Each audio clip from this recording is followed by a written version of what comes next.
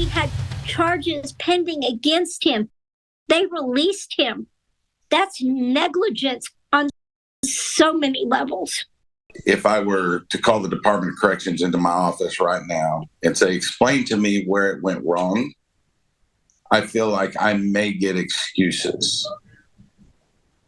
But I'm not looking for excuses right now. I'm looking for logical, common sense laws. State lawmaker right there pledging to take action in the wake of the mass killing that left 6 innocent people and their killer dead this week in Henryetta. I'm Shay Rossi. And I'm Sarah Whaley. Glad you're with us tonight. We told you the killer, Jesse McFadden, was convicted of rape but released from prison early, even though he had faced child porn charges. He had more of them. New at 6, Fox 23's Rick Marinon is live with how state lawmakers are trying to close the loophole that let him out of prison. Rick.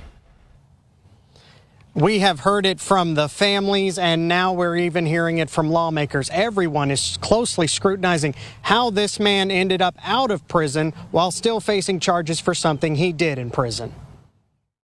It's a valid and serious concern. And I feel the state failed my family by not keeping him in prison. And it's a good question state lawmakers like Okmulgee County State Representative Scott Fettgetter is finding himself asking too. I'm looking at this case saying, why was he out of prison waiting to have a hearing on a crime that was committed while he was in prison? After a tearful moment of silence and a prayer for healing, comfort, and answers,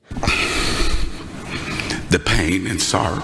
Fettgetter met with his colleagues, and together they vowed to close what appears to be a loophole that let Jesse McFadden out of prison before he was done with his sentence, while awaiting prosecution for charges for a crime he committed while in prison. From the legislative standpoint, that's where I plan to attack our statutes as they stand today, is how do we fix that loophole? I spoke with Fettgetter Wednesday, who says the outrage at the Capitol is present, and it's clear there was a failure in the prison system that never should have happened. There's no reason why a person who commits a crime in prison should be out of prison waiting for a hearing. McFadden finished much of his sentence, which is considered to be an 85% crime, meaning you have to serve 85% before you can be considered for release.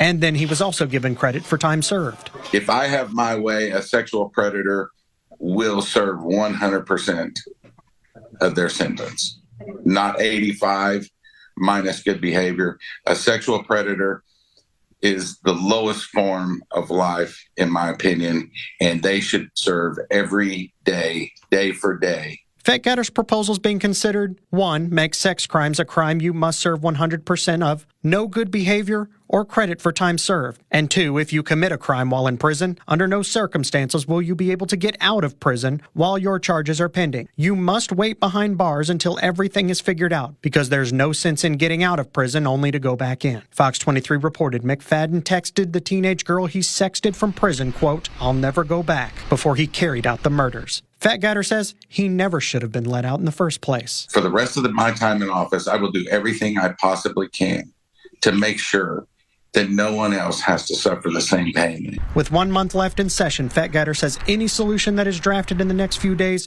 already has a state Senate sponsor, and they want this fixed before they go home at the end of the month.